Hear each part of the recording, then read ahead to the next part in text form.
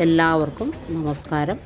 മഹാഭാരതത്തിൽ കുരുക്ഷേത്രയ്ക്ക് വളരെയധികം പ്രാധാന്യമുണ്ട്.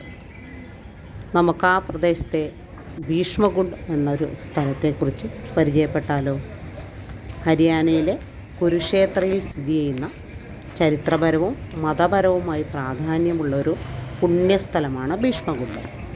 അത് നർക്കദാരി എന്ന ഗ്രാമത്തിലാണ് സ്ഥിതി ചെയ്യുന്നത്.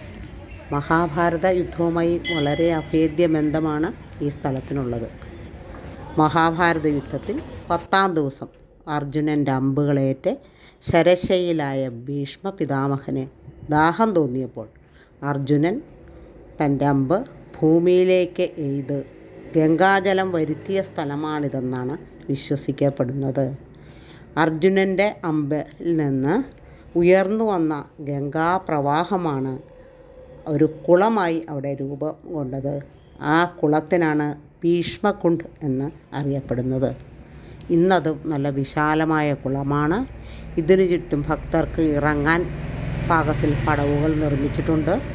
കുളത്തിന് തൊട്ടടുത്തായിട്ട് അർജുനൻ ഭൂമിയിലേക്ക് അമ്പെയ്യുന്നതും ശരശയ്യയിൽ കിടക്കുന്ന ഭീഷ്മരുടെ വായിലേക്ക് ജലം നേരിട്ട് പതിക്കുന്നതുമായ മനോഹരമായൊരു വെങ്കല പ്രതിമ സ്ഥാപിച്ചിട്ടുണ്ട്. കുളത്തിന് സമീപത്തായി ഭീഷ്മർക്കായി സമർപ്പിച്ചിരിക്കുന്ന ഒരു ക്ഷേത്രവുമുണ്ട്. ഇവിടെ ശരശയ്യയിൽ കിടന്ന ഭീഷ്മരുടെ വിഗ്രഹം കാണാം.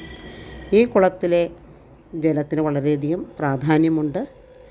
രോഗശാന്തി നൽകുന്ന ജലമാണ് ഇതെന്നാണ് ഭക്തരുടെ വിശ്വാസം.